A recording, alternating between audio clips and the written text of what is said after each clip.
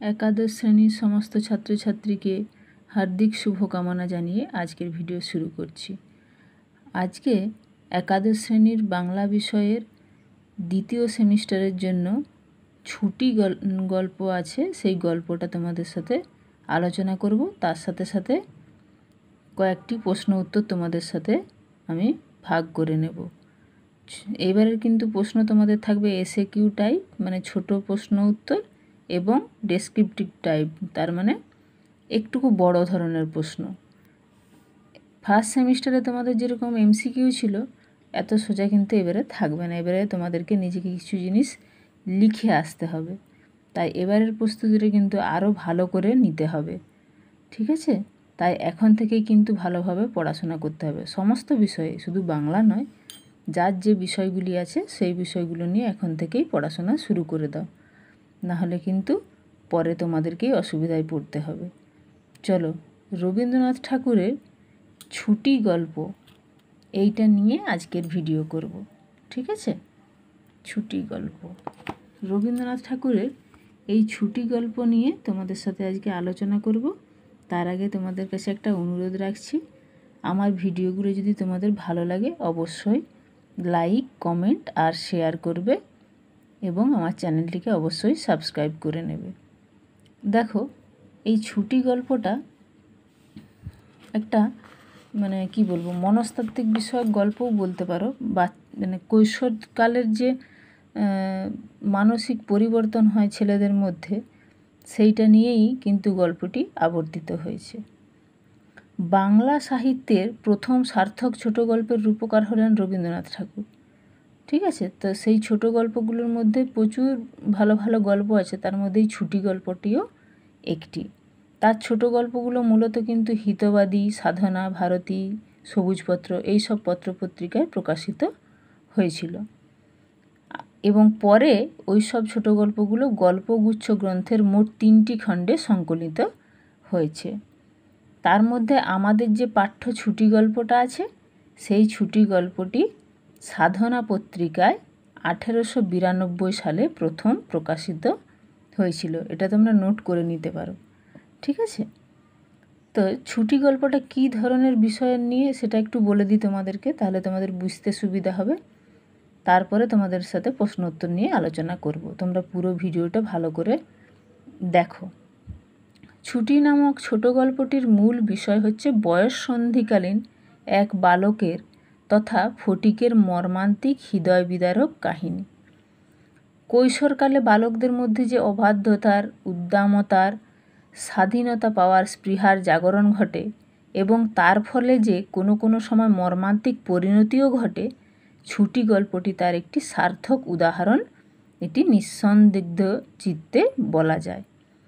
আমাদের সমাজ ব্যবস্থায় শিশুদের শৈশব আছে, তাদের শৈশব নিয়ে বেশ ছড়া গল্প আছে, আবার যৌবনের গান আছে, কিন্তু বয়স সন্ধিকালের পরিবর্তনকে উদ্ধত বিবেচনা করা হয়, তাই তো।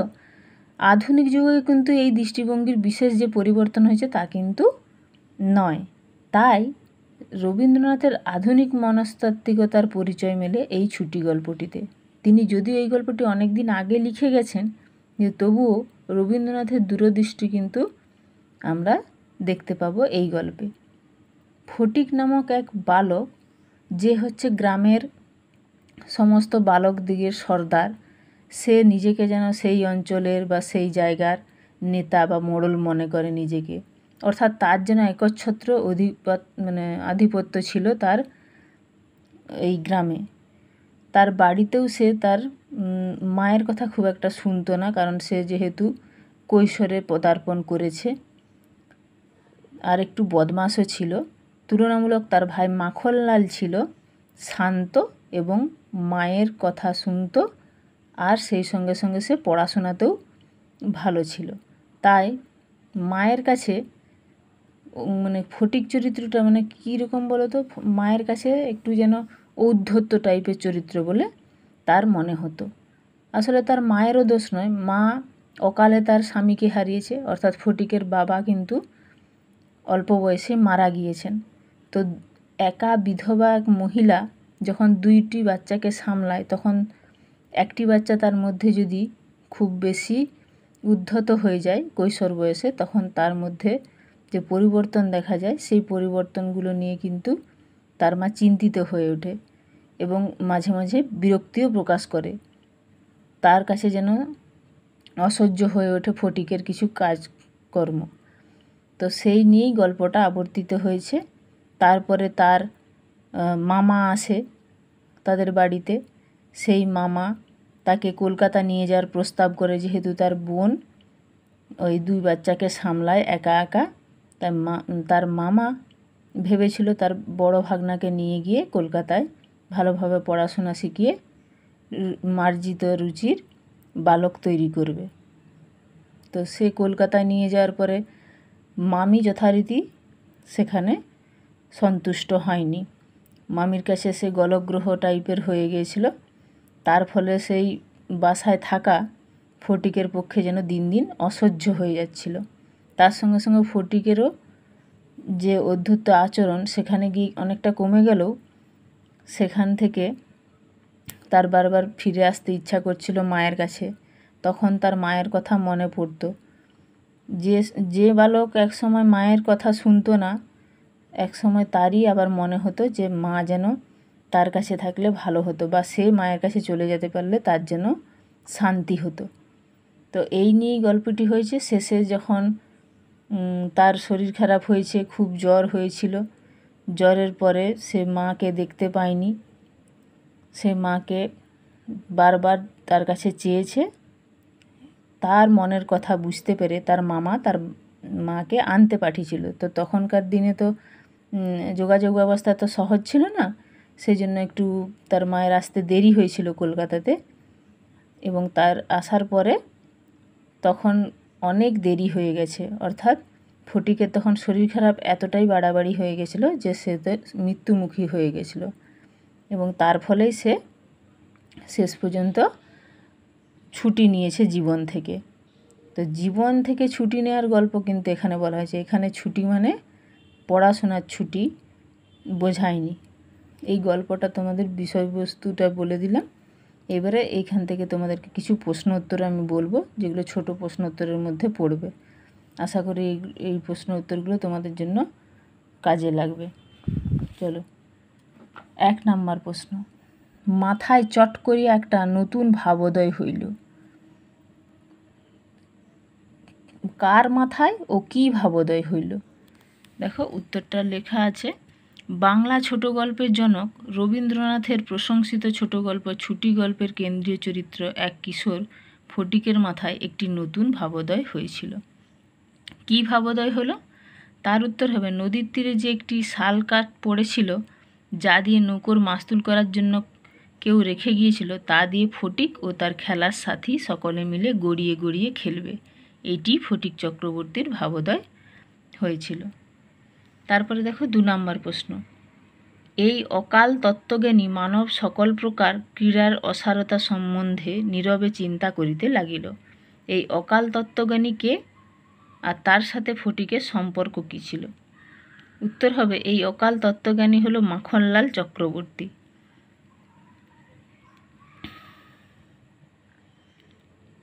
এই অকাল তত্ত্বজ্ঞানী হলো মাখনলাল চক্রবর্তী। তার সাথে ফটিকের সম্পর্ক ছিল ভ্রাতৃত্বের, অর্থাৎ ফটিকের ভাই হচ্ছে মাখনলাল চক্রবর্তী। 3 নাম্বার প্রশ্ন। এই অকাল তত্ত্বজ্ঞানী মানব দিয়ে লাগিল। এখানে কোশ্চেনটা হচ্ছে কাকে অকাল তত্ত্বজ্ঞানী আখ্যা দেওয়া হয়েছে এবং কেন। মানে আগেও এই লাইনটা তুলে তোমাদেরকে প্রশ্ন দিয়েছি, সেটা অন্য প্রশ্ন ছিল, আবার এটা একটা অন্য প্রশ্ন। দেখো উত্তর হবে, রবীন্দ্রনাথ ঠাকুরের ছোট গল্প ছুটি এর মূল চরিত্র ফটিকের ভাই মাখনলালকে অকাল তত্ত্বজ্ঞানী আখ্যা দেওয়া হয়েছে। কেন আখ্যা দেওয়া হয়েছে? উত্তরটা হবে, তত্ত্বজ্ঞানী এর অর্থ স্বরূপ সত্য বা যথার্থ সত্য সম্পর্কে বিশেষ বা প্রকৃত জ্ঞান আছে যার, তাকে বলবো তত্ত্বজ্ঞানী। কিন্তু মাখনলাল যে বয়সের বালক, সেই হিসেবে তত্ত্বজ্ঞানী হওয়া সম্ভব নয়, কিন্তু তার ভাবটি ওইরকম জ্ঞানী জ্ঞানী হওয়ায় তাকে অকাল তত্ত্বজ্ঞানী বলা হয়েছে বা আখ্যা দেওয়া হয়েছে। 4 নাম্বার প্রশ্ন। একটা অর্ধনিমগ্ন গলুইয়ের উপরে চড়িয়া বসিয়া ডট ডট ডট ডট চিবাইতে লাগিল। মানে লাইনগুলো বই আছে, তোমরা দেখে নেবে। প্রশ্ন হচ্ছে কে চড়িয়া বা চড়ে বসে কী চিবোচ্ছিল। আর পরের প্রশ্ন হচ্ছে গলুই শব্দের অর্থ কী। প্রথম একটার উত্তর হবে ছুটি ছোট গল্পের নায়ক চরিত্র ফটিক চড়ে বসেছিল গলুইয়ে এবং সে কাঠের গোড়া চিবোচ্ছিল। তারপরের কোশ্চেনে ছিল গলুই শব্দের অর্থ কী। উত্তর হবে গলুই শব্দের অর্থ নৌকার দুই প্রান্তের সরু অংশ।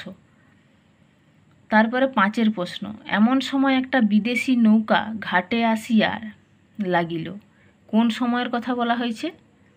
আর পরের কোশ্চেন হচ্ছে এই বিদেশি নৌকো থেকে কে বেরিয়ে এসেছিলেন। উত্তর হবে গুড়ি গড়ানোর খেলা বন্ধের পরের সময়ে ফটিক যখন একা নৌকোর গলিয়ে বসে কাঠের গোড়া চিবোচ্ছিল সেই সময়ের কথা বর্ণিত হয়েছে। তারপরের প্রশ্নটার উত্তর হচ্ছে ওই বিদেশি নৌকো থেকে বেরিয়ে এসেছিলেন এক কাঁচা গোঁফ ও পাকা চুলওয়ালা ব্যক্তি। তারপরে 6 প্রশ্ন, ওমা এ যে দাদা, কে কাকে দেখে এমন কথা বলেছিলেন। উত্তর হবে ফটিকের মা ওই বিদেশি নৌকাতে আসা কাঁচা গোঁফ ও পাকা চুলওয়ালা বা পাকা চুলযুক্ত ব্যক্তিটিকে দেখে এমন কথা বলেছিল, যে ছিলেন ফটিকের মামা। ওই ব্যক্তির তথা ফটিকের মামার নাম বিশ্বম্ভর বাবু। তারপরের প্রশ্ন দেখো 6 পরে এবারে 7 দাগ, কবে যাবে কখন যাবে করিয়া ফটিক তাহার মামাকে অস্থির করিয়া তুলিল, কোথায় যাবার কথা এবং অস্থিরতার কারণই বা কী ছিল। উত্তর হবে ফটিকের কলকাতায় যাবার কথা এখানে ব্যক্ত হয়েছে। ফটিক ছিল এক কিশোর, কৈশোর পর্বের মনের যে আকুল চিত্ততা বা অস্থিরতা তার কথা এখানে বলা হয়েছে। এগুলো তোমরা স্ক্রিনশট নিয়ে নিতে পারো। তারপরের কোশ্চেন দেখো 8 নাম্বার, অবশেষে যাত্রাকালে আনন্দের ঔদার্যবশত তাহার ডট ডট ডট ডট অধিকার দিয়া গেল। আনন্দের ঔদার্যবশত কে কাকে কিসের অধিকার দিয়ে গেল। উত্তর হবে কলকাতায় যাওয়ার আনন্দ হেতু ফটিক তার ভাই মাখনলালকে তার ছিপ ঘুড়ি লাটাই সব কিছুরই অধিকার দিয়ে গিয়েছিল। 9 নাম্বার প্রশ্ন, কলিকাতায় মামার বাড়ি পৌঁছিয়া প্রথমত আলাপ হইল, দিয়ে কোশ্চেনটা আছে কার সঙ্গে আলাপ হলো প্রথমে, তার কয়টি ছেলে। উত্তর হবে কলিকাতায় পৌঁছে মামার বাড়িতে প্রথম আলাপ হয়েছিল তার মামির সাথে। তার মামির 3টি ছেলে ছিল। তার মানে বিশ্বম্ভরবাবু যে তার মামা, সেই মামার 3টি ছেলে। 10 নাম্বার প্রশ্ন, বিশেষত 13-14 বৎসরের ছেলের মতো পৃথিবীতে এমন বালায়ান নাই, কেন এমন বলা হয়েছে। উত্তর হবে রবীন্দ্রনাথ ঠাকুর স্বয়ং এই উক্তি ছুটি নামক গল্পে করেছেন, কারণ তার মতে ওই বয়সের ছেলের জন্য শৈশবের মতো স্নেহও যেমন আসে না, আবার তার সঙ্গে সময় কাটাতেও কেউ আগ্রহ প্রকাশ করে না। অর্থাৎ তার বয়সের ছেলের আধো আধো কথা যেমন ন্যাকা মনে হয়, তেমনি এবার বেশি জ্ঞানগম্ভীর কথাও পাকামি বলে পরিগণিত হয়। তাই বলা যায় শৈশব বা যৌবনের অনেক দোষ ক্ষমাযোগ্য হলেও কৈশোরের ত্রুটি অমার্জনীয়, অসহ্য। ঠিক আছে, সেই জন্য স্বয়ং রবীন্দ্রনাথই কিন্তু এই উক্তিটি গল্পের মধ্যে করেছেন। তার এই কথাটা কিন্তু এখনও সমানভাবে মানে প্রযোজ্য, বা এখন সবাই এই কথাগুলো বললেও এমন কিছু ভুল হবে না। তার মানে তিনি কত বছর আগে এই গল্প লিখে গেছেন, কিন্তু প্রাসঙ্গিকতা এখনও রয়ে গেছে। 11 নাম্বার প্রশ্ন, কাঁটার মতো বিঁধে, কি কাকে কাঁটার মতো বিঁধে। উত্তর হবে চারিদিকে স্নেহহীন মায়া মমতাহীন অবস্থা ফটিককে কাঁটার মতো বিদ্ধ করে। ফটিক হলো ছুটি গল্পে কিশোর বয়স্ক সমস্ত বালকের প্রতিনিধি হিসেবে বিবেচ্য। তার মানে কি ফটিক চরিত্রটা এখানে দেওয়া আছে বটে, কিন্তু ফটিকের মতো এইরকম যারা কিশোর বয়স্ক বালক তাদের জন্য এই কথাটা প্রযোজ্য হয়েছে আর কি।